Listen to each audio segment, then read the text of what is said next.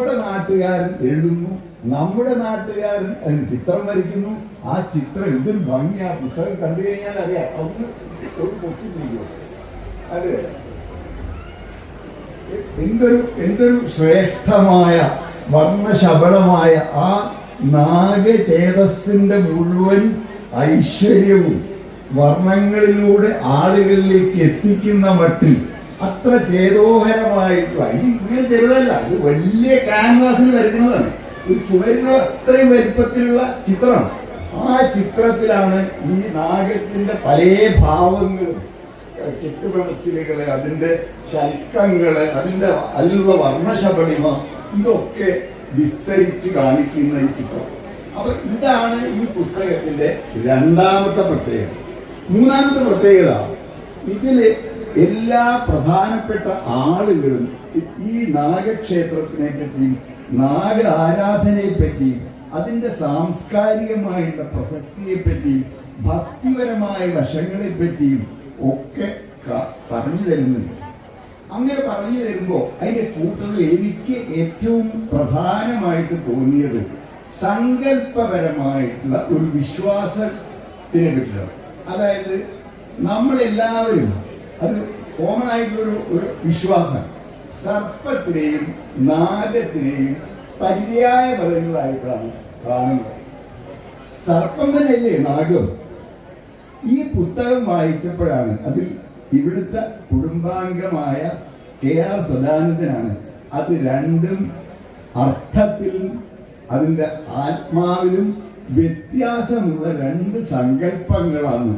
നാഗമല്ല സർപ്പം. ഇത് നിങ്ങൾ ആരെങ്കിലും ധരിച്ചിട്ടുണ്ടോ എന്നെനിക്കറിയില്ല. നാഗം എന്നുള്ളത് വേറൊന്ന്, സർപ്പം എന്നുള്ളത് വേറൊന്ന്. എന്താണ് അതിന്റെ വ്യത്യാസം? സർപ്പം നമ്മൾ ഭൂമിയിൽ കാണുന്നതാണ്, നമുക്ക് എല്ലാവർക്കും കാണാം. നാഗത്തിനെ ആരും കാണില്ല. അത് അശരീരിയായ ഒരാത്മാവാണ്. അതിന് എല്ലാതരം ശരീരഭേദങ്ങളും സ്വീകരിക്കാനും ആ ശരീരഭേദങ്ങളിലേക്ക് മാറാനും അതുകൊണ്ട് ഈശ്വര തുല്യമായ ഒരു രൂപം അല്ലെങ്കിൽ രൂപമില്ലായ്മ കൈവരിക്കാനും സാധിക്കുന്ന ഒരു സത്തയാണ് സർപ്പം. അതിന്റെ ഭൗമമായിട്ടുള്ള വിവർത്തനമാണ്. ഈ വ്യത്യാസമുണ്ട്. അപ്പൊ നാഗത്തിനെയാണ് ആരാധിക്കുന്നത്, നാഗത്തിനാണ് കീർത്തിയുള്ളത്. സർപ്പകീർത്തി പുരസ്കാരം അല്ല ഇതിന്റെ പേര്. സർപ്പങ്ങൾ നാം ഭൂമിയിലൊക്കെ സഞ്ചരിക്കും. സർപ്പിണി എന്ന് പറയുമ്പോൾ സർപ്പത്തിന്റെ ഗതി എന്നാണ് അർത്ഥം, സർപ്പിളം ആയിട്ടുള്ളത്. ഇത് നാഗം അങ്ങനെയല്ല. നാഗത്തിനാണ് മാണിക്യമുള്ളത്, നാഗത്തിനാണ് ദിവ്യമായിട്ട് ഒരുപാട് കാന്തിയുള്ളത്. നാഗചേതസ്, നാഗചൈതന്യവുമാണ് ഈ ചിത്രത്തിൽ കാണാത്ത ഒരു കാര്യത്തിനെ ചിത്രീകരിച്ചിട്ടുള്ളത്. അപ്പൊ അങ്ങനെയുള്ള ഒരു ചിത്രം, അങ്ങനെ സങ്കല്പ വ്യത്യാസം ഇതിനുണ്ട്. അത് സൂക്ഷ്മമായിട്ടുള്ള സങ്കല്പ വ്യത്യാസമാണ് എന്ന് എനിക്ക് പറഞ്ഞു തന്നത് ഈ പുസ്തകമാണ്. അതിലെ പ്രകാശ് കുറുമാപ്പള്ളി KR സദാനന്ദനുമായി നടത്തിയ കൂടിക്കാഴ്ചയിലാണ് ആ വിവരം പുറത്തു വന്നത്. അത് ഞാൻ പ്രകാശിനെ അഭിനന്ദിക്കുന്നു.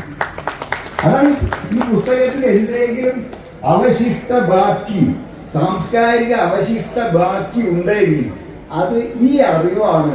ഈ നാഗാരാധനയെ സംബന്ധിച്ചുള്ള ഈ അറിവ് അത് മിക്കവാറും ആളുകൾക്ക് അറിയും എന്ന് എനിക്ക് തോന്നുന്നില്ല. ഞാൻ ഇന്നാണ് ആദ്യമായിട്ട് ഈ കാര്യം മനസ്സിലാക്കി. നാഗത്തിനും സർപ്പത്തിനും അർത്ഥവ്യത്യാസവും സങ്കല്പ വ്യത്യാസവും ഉണ്ട് എന്നുള്ളത് ഈ പുസ്തകം വായിക്കുന്നത് വരെയും ഞാൻ അറിഞ്ഞിട്ടുണ്ടായിരുന്നു. ഞാൻ പല ലേഖനങ്ങളും വായിച്ചു. അങ്ങനെയുള്ള ഒരു സങ്കല്പ വ്യത്യാസത്തെ കേരളത്തിന്റെ മുമ്പിൽ അവതരിപ്പിച്ചു എന്നുള്ളതാണ് ഈ പ്രകാശിന് ഈ പുസ്തകം കൊണ്ട് അഭിമാനിക്കാവുന്ന ഒരു നേട്ടം. പ്രകാശിന്റെ രണ്ടാമത്തെ പുസ്തകമാണ്.